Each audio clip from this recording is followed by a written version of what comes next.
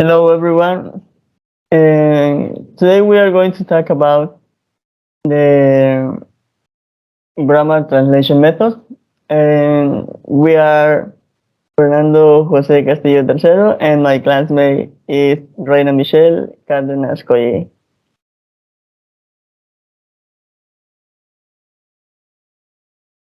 Well, the first point is approach, and it was to the foreign language learning would help students to develop their intellect.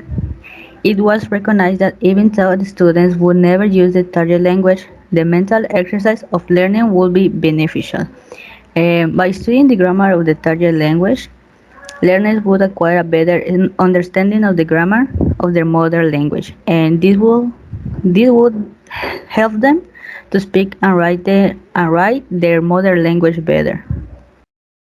Next.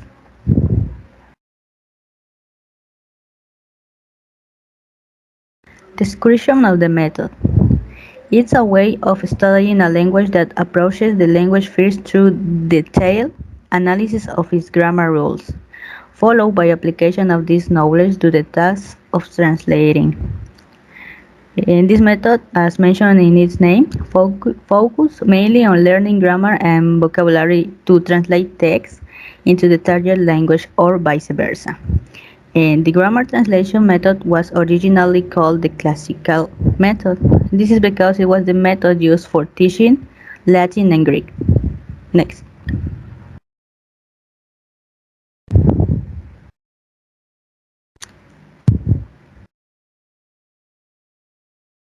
For the design, the objectives is in the grammar translation method, the main goal for instruction is the ability to attain a high proficiency standard in translation and grammar accuracy.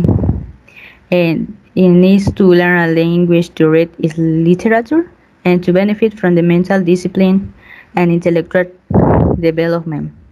And this is implemented through different types of activities, which will be mentioned later in this video. Next.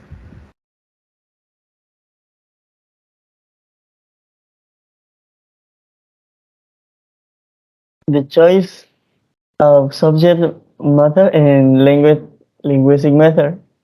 Subject matter focus more on reading, interpreting, and translating literary passage.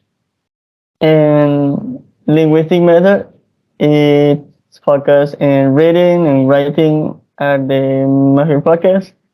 And vocabulary is taught in the form of list of isolate words.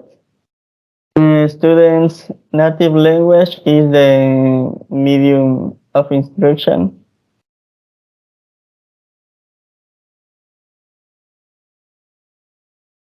Learning tasks and teaching activities.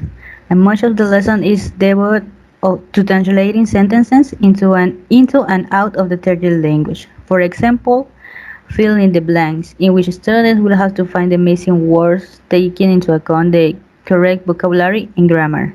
And memorization practice, when here students have to learn a list of vocabulary or read and translate a literary passage. The teacher may ask the learner to translate a text from the mother language into the target language or vice versa, from the target into the mother language. Next. The role of learners. Sometimes learners don't play any activity rule, and it when they are not very participative, and they will be in charge of learning everything about the language and its grammatical rules and all that.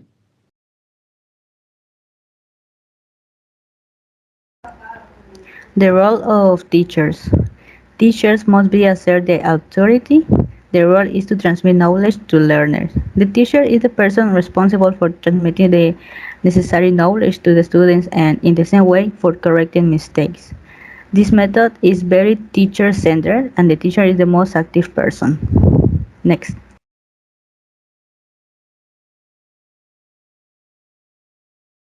The rule of instructional materials. The grammar is taught deductively in presentation and a student of grammar rules. We practice thorough translation exercise and the grammar points throughout the text. The next is the activity.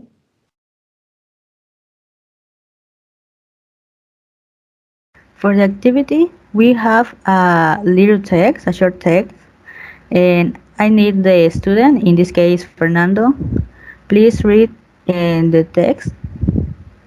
Por favor, ¿puedes So, leer el texto? uh, okay.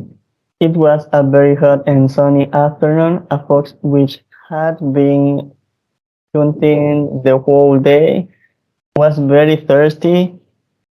How I wish there was some water, the fox thought to himself. Just then he saw bunches of fat and juicy grapes hanging from a vine above his head. The grapes looked ripe and ready to burst with joy. Oh my, oh my, the fox said as his mouth began to water sweet grape juice. Quench my thirst. The fox stood and tiptoed and stretched as high as he could, but the grapes were out of his reach. Not about to give up, the fox walked back a short distance and took a running leap at the grapes. Again, he could not reach the grapes. The fox jumped and leaped again and again, but each time he could not reach the grape, until at the last the fox was tired and thirstier than ever. What a fool I am, said the fox furiously. These grapes are sour and not fit for eating. Why would I want them anyway? Thank you. And next slide, please. Now the activity is translate the following sentences into Spanish. The aim of this task, of this activity, is to develop translation skills. So, necesito que tú traduzcas estas palabras, estas oraciones, perdón, al español. Puedes escribirlas en tu cuaderno y te doy en 10 minutos. Ok. ¿Estás listo? Sí. ¿Puedes leerme tus respuestas? Para la número 1. Era una tarde muy calurosa y soleada. Number 2. Mm, vio racimos, vio racimos de uvas gordas y jugosas. Yes. Number 3. Number 3, dulce zumo de uva sacia mi sed. Perfect. Number 4. El zorro regresó caminando una corta distancia. Yes. Number 5. El zorro estaba cansado. Yeah. And number 6. Estas uvas están agrias. Perfect. Next slide, please. All your answers was correct. Todas tus respuestas fueron incorrectas. Now the following activity. In previous sentences, uh, we had mm, uh, words en these words in the list. En ahora necesito que lo relaciones con sus antónimos. ¿Estás listo? Yes. Ok, ¿me podrías decir leer tus respuestas? And hot, cold, sunny, and dry, and fat, thin, juicy, dry, sweet, sour, tired, long, short, energetic, and sour, sweet. Please repeat the number 6 and 7. Short, energetic, and tired, long. And the number 6 short, and the antonym, su contrario es long, and the tired, cansado, energetic, enérgico. Okay. And as homework, and you might translate these words into Spanish, please.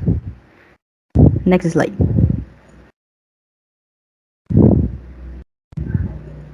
That's the correct answers. Next. So this is all of our part, and thank you.